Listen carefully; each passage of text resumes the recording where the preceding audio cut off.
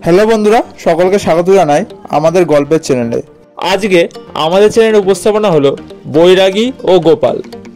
বন্ধুরা, গল্পটি হয়েছে দারুণ মজাদার। চলো বন্ধুরা, দেরি না করে আজকের গল্পটি শুরু করা যাক। Let's start. বৈরাগী ও গোপাল। একজন বৈরাগী গোপালকে চিনত না। সে গোপালের সামনে এসে বলল, ঈশ্বরের সেবার জন্য আপনি কি চাঁদা দেবেন? গোপাল কিছু না বলে বৈরাগীকে একটা টাকা দিল। টাকাটা পেয়ে বৈরাগী খুশি হয়ে পথ হাঁটতে লাগলো।